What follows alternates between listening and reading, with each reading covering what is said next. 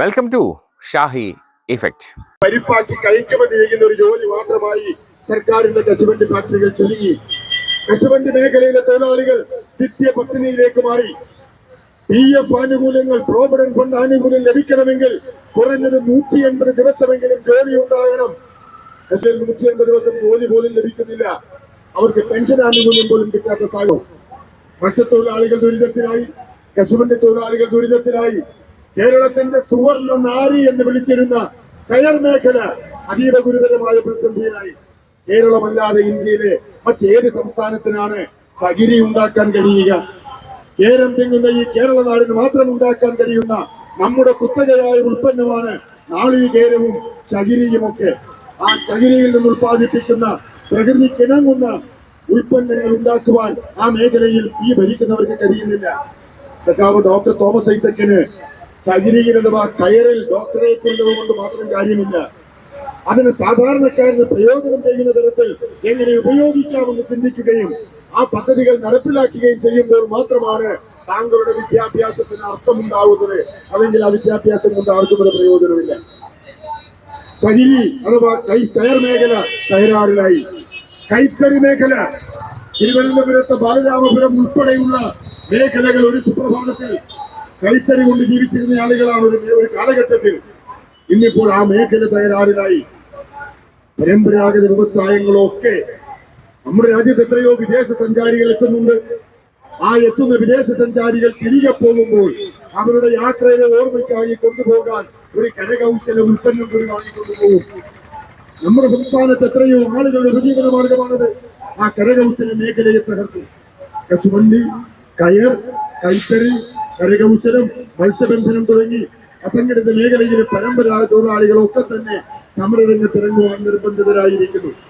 സർക്കാർ ജീവനക്കാര്, അധ്യാപകർ, അസംഘടിത മേഖലയിലെ തൊഴിലാളികൾ മാത്രമല്ല, നമ്മുടെ മുമ്പിലൂടെ ഈ ഉരുട്ടിക്കൊണ്ടുപോകുന്ന ബസ്സുകൾ ഓടിക്കുന്ന KSRTCയുടെ ഡ്രൈവർമാരും കണ്ടക്ടർമാരും അതിൽ ജോലി ചെയ്തിരുന്ന മറ്റ് ജീവനക്കാരും അവർ പ്രതിസന്ധിയിലാണ്. വണ്ടിയുടെ കളറ് മാറ്റിയത് കൊണ്ടോ, വണ്ടി എയർ കണ്ടീഷൻ ആക്കിയത് കൊണ്ടോ, വണ്ടിക്ക് പുതിയ പേരുകൾ ഇട്ടത് കൊണ്ടോ KSRTC ജീവനക്കാർക്ക് ശമ്പളവും പെൻഷനും കിട്ടുന്നില്ല. 100-ലധികം ജീവനക്കാർ ഇതിനകം ആത്മഹത്യ ചെയ്തു. പെൻഷൻകാർ ആത്മഹത്യ ചെയ്തു. അതീവ ഗുരുതരമായ പ്രതിസന്ധി. ഇവിടെ സ്വകാര്യ മേഖലയിലെ ബസ് സർവീസുകൾ ലാഭമുണ്ടാക്കുമ്പോൾ KSRTC നിത്യേന നഷ്ടത്തിലേക്ക് പോകുന്നു. സർക്കാരിന്റെ വിവിധ സംസ്ഥാനങ്ങൾ ഒന്നിലധികം ട്രാൻസ്പോർട്ട് കോർപ്പറേഷൻ ഉള്ളപ്പോൾ ഒരു വെള്ളാനയെ നമ്മൾ ഇപ്പോഴും തെറ്റിക്കൂട്ടുന്നു.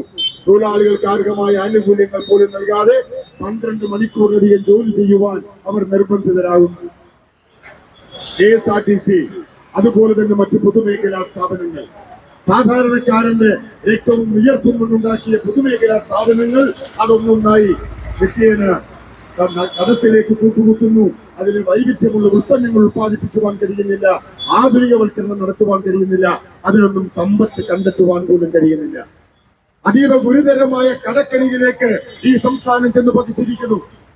മറ്റൊരു സംസ്ഥാനവും നേരിടാത്ത തരത്തിലുള്ള കടക്കണിയിൽ കേരളത്തെ കൊണ്ടുചെന്നെത്തിച്ചത് ആരാണ്?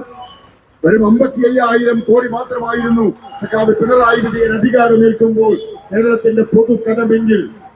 സഖാവ് EM ശങ്കരൻ നമ്പൂതിരിപ്പാട് മുതൽ ശ്രീ ഉമ്മൻചാണ്ടി വരെയുള്ള എല്ലാ സർക്കാരുകളും കൂടി എടുത്തുവെച്ച പൊതുകടം വെറും 55,000 കോടി രൂപയായിരുന്നെങ്കിൽ കഴിഞ്ഞ 8.5 വർഷക്കാലം കൊണ്ട് സഖാവ് പിണറായി വിജയനും അദ്ദേഹത്തിന്റെ മന്ത്രിമാരും കൂടി ആ പൊതുകടം 4 ലക്ഷം കോടി രൂപയാക്കി വർദ്ധിപ്പിച്ചു. ഏതാണ്ട് 8 ഇരട്ടിയോളം കടം വരുത്തി വെച്ചിരിക്കുന്നു ഈ സംസ്ഥാനത്ത്. നമ്മുടെ സംസ്ഥാനത്ത് വികസന പ്രവർത്തനങ്ങൾക്ക് ചിലവഴിക്കുവാൻ പണമില്ല. കരാറുകാർക്ക് അവർ പണി ചെയ്തു കഴിഞ്ഞാൽ അവരുടെ പണം നൽകുവാൻ, കരാർ തുക നൽകുവാൻ സർക്കാരിന്റെ കൈവശം പണമില്ല. ട്രഷറിയിൽ ഓരോ ദിവസവും പുതിയ പുതിയ നിയന്ത്രണങ്ങളാണ്. ചിലപ്പോൾ 5 ലക്ഷം രൂപ വരെ പിൻവലിക്കുവാൻ അനുവദിക്കില്ല, ചിലപ്പോൾ 1 ലക്ഷം രൂപയിൽ കൂടുതൽ പിൻവലിക്കാൻ അനുവദിക്കില്ല. അങ്ങനെ നിരവധിയായിട്ടുള്ള നിയന്ത്രണങ്ങൾ ട്രഷറിയിൽ അടിച്ചേൽപ്പിച്ചുകൊണ്ടിരിക്കുന്നു. കടക്കണിയിലേക്ക് സംസ്ഥാനം തള്ളിവിട്ടിരിക്കുന്നു. ഇതൊക്കെ തന്നെ ഒരു തൊഴിലാളി സംഘടന എന്ന നിലയിൽ ഉയർത്തുവാനുള്ള ഉത്തരവാദിത്വം TUCC എന്ന് പറയുന്ന കേന്ദ്ര തൊഴിലാളി സംഘടനയ്ക്കുണ്ട് എന്നുള്ളത് കൊണ്ടാണ് TUCCയുടെ കേരള സംസ്ഥാന കമ്മിറ്റിയുടെ ആഭിമുഖ്യത്തിൽ ഈ പ്രധാനപ്പെട്ട ഒരു പ്രതിഷേധ പരിപാടി ഭരണസിരാ കേന്ദ്രമായ സെക്രട്ടേറിയറ്റ് പടിക്കൽ നിങ്ങൾ സംഘടിപ്പിച്ചിരിക്കുന്നത്. കൂടുതൽ വിശേഷങ്ങളുമായി വീണ്ടും കാണാം. അതുവരെ ഏവർക്കും നന്ദി, നമസ്കാരം.